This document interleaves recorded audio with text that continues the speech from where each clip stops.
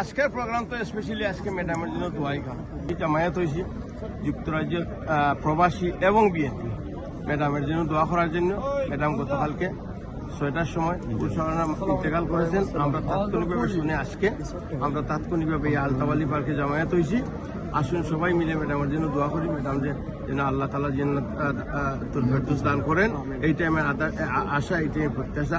আর specially আমি তান উত্তরসূরি তান ছেলে জনাব তারেক রহমান সাহেব বাংলাদেশের সবাই যার আশায় বসে আছে, আমরা দোয়া করি তাদেরকে আল্লাহ সুস্থ রাখেন এবং ধৈর্য দান করেন। হ্যাঁ, এই জিনিসটা এই ম্যাডামের এই ইয়তনে উনি যেন ওভারকাম করতে পারেন।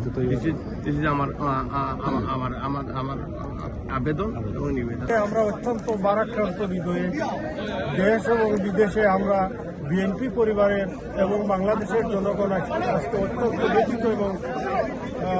ব্যথিত আমাদের প্রাণপ্রিয় নেত্রী দেশনেত্রী বেগম খালেদা জিয়া আজকে আমাদের ছেড়ে চলে গেছেন। আমরা দেশ এবং বিদেশে সবাইকে আমরা অনুরোধ করব আমাদের এই নেত্রীর জন্য সবাই মন খুলে দোয়া করার জন্য। তিনি এত অমায়িক ব্যবহারের মানুষ ছিলেন, তিনি সাধারণ কর্মীকে যেভাবে মূল্যায়ন করেছিলেন। আমি যখন একটি ইউনিয়ন ছাত্র দলের সভাপতি ছিলাম তখন উনি আমাকে চিঠি দিয়েছিলেন। ওনার সাথে আমার ফার্স্টবার দেখা হয়েছে লন্ডনে এবং সুগন্ধায় ঢাকায়। যতবারই দেখা হয়েছে ততবারই তিনি আমাদেরকে স্নেহ মমতা দিয়ে ভালোবেসেছেন। তাই আজকে ওনার জন্য আমরা মন খুলে দোয়া করব। আমরা বাংলাদেশ জাতীয় দল বিএনপি চেয়ারপারসন দেশনেত্রী বেগম খালেদা জিয়া বাংলাদেশে ইন্তেকাল করেছেন।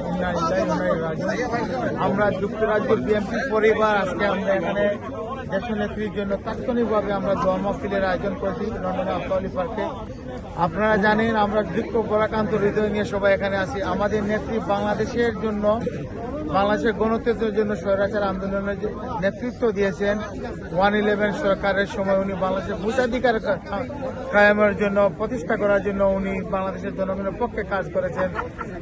বিগত 17 বৎসর ফ্যাসিস্ট শেখ হাসিনার বিরুদ্ধে বাংলাদেশের গণতন্ত্র এবং মানুষের কল্যাণের জন্য, ভোটাধিকারের জন্য দীর্ঘদিন তিনি কাজ করেছেন। দেশনেত্রী দীর্ঘ 6 বৎসর কারা নির্যাতন হয়েছেন।